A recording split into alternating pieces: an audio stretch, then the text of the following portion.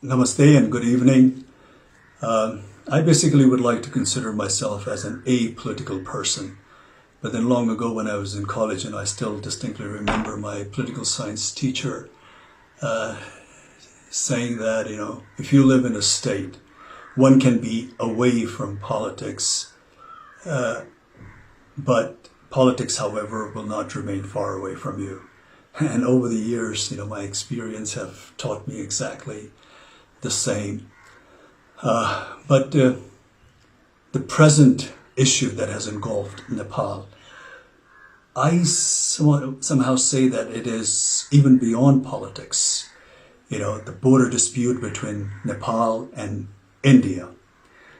On an optimistic note, I would prefer to call it as a misunderstanding on our neighbor's part. It's not even dispute. It's beyond politics because it has affected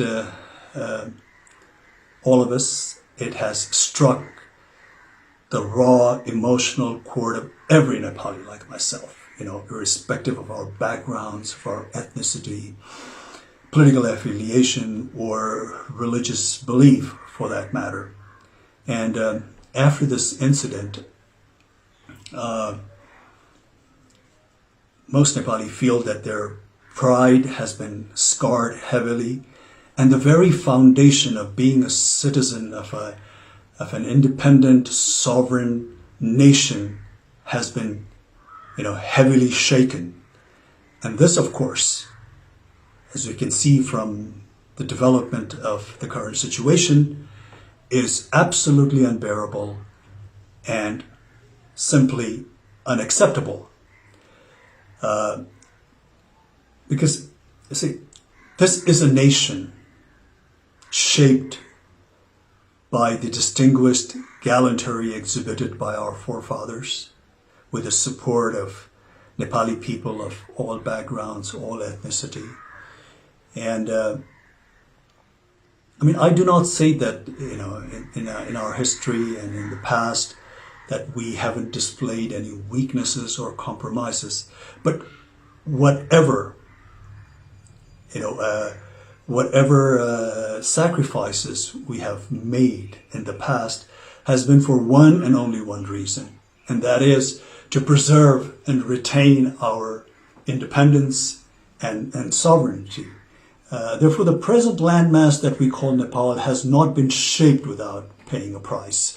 Therefore, the territory of Nepal is something that the population of this nation, under no circumstances, are willing to compromise. And it's not a big deal because I'm sure India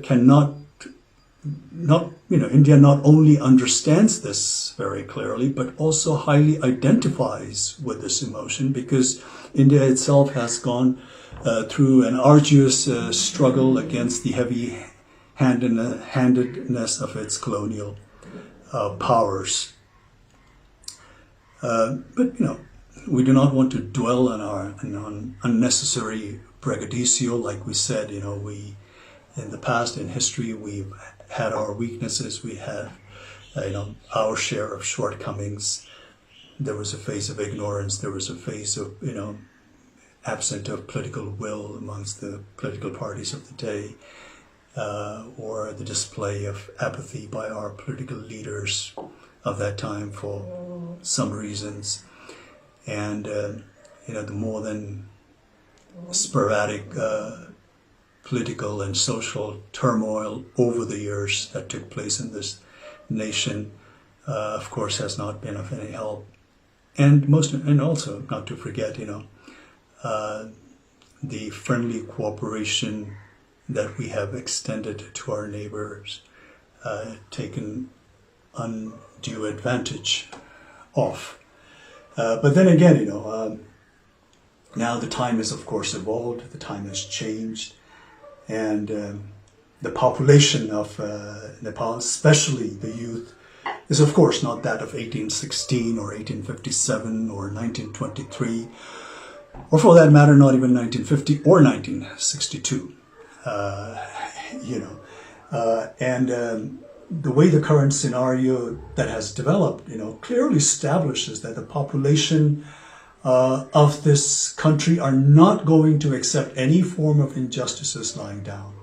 Therefore, this time around, it's not even enough to appease the incumbent government alone, because this issue has been so passionately embraced also by the people of Nepal, that unless they think that they have been dealt justly and fairly, I, sadly and regretfully have this intuition that this bone of contention between the two countries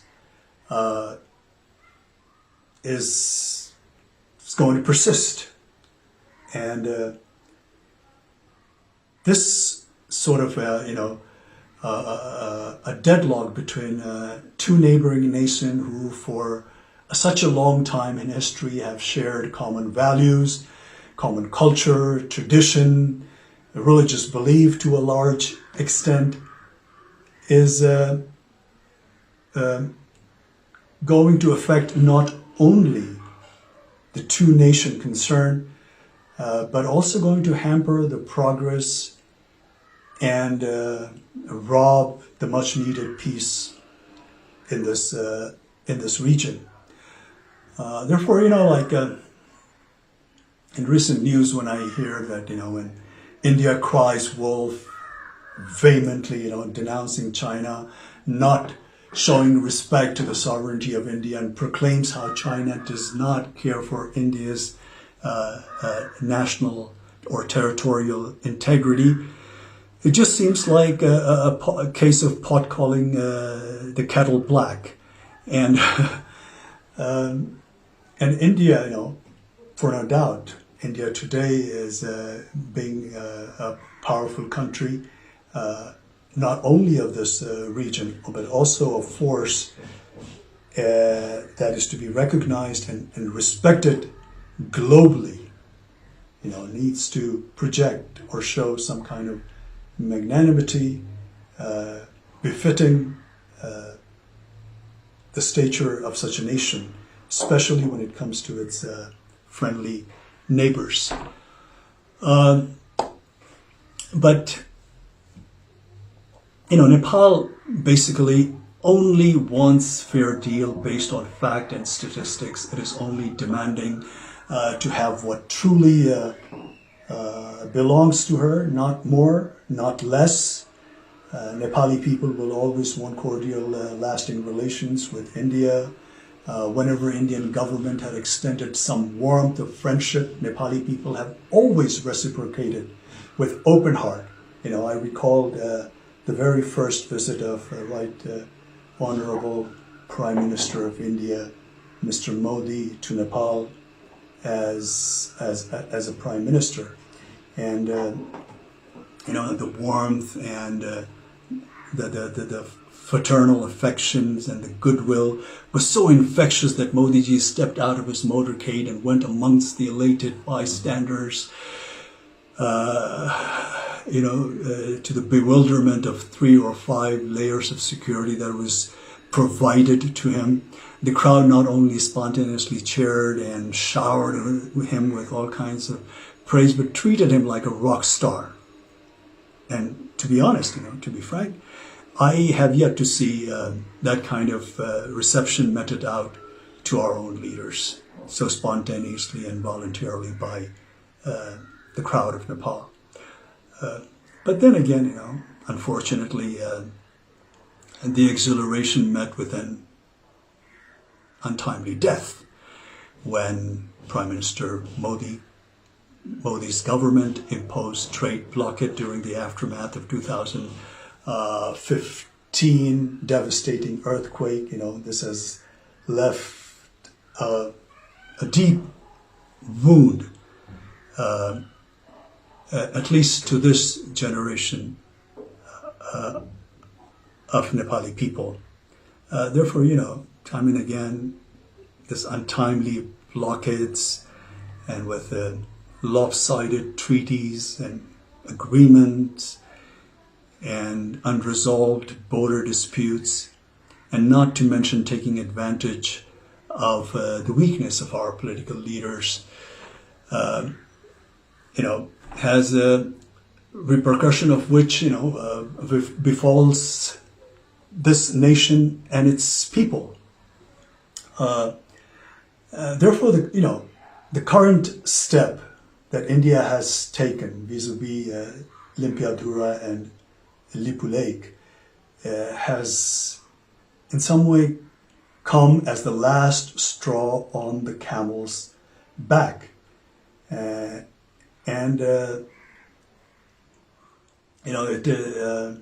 is not at all in the benefit of not only the two concerned nations, but also for the entire SAARC region, to say the least. It definitely not conducive for a nation like India that's marching ahead with global ambition, to have more than its share of neighbors that it has a hostile, relationship with. And the hostility looming in the air need not to persist, because anger and malice is going to take us nowhere. The consequence, of course, is going to be far more damaging for both the countries. And at this time of global crisis, in a pandemic like this, where the whole world is suffering, India, being a powerful country in the region, needs to respond to the need of their less fortunate neighbors. And this kind of action will only raise the level of India in the international arena to the next level. And as one Indian politician, a seasoned Indian politician, rightly foresees, India as a development power, and its rise is being linked to its ability to provide governance solution to the development needs to countries in Asia and Africa.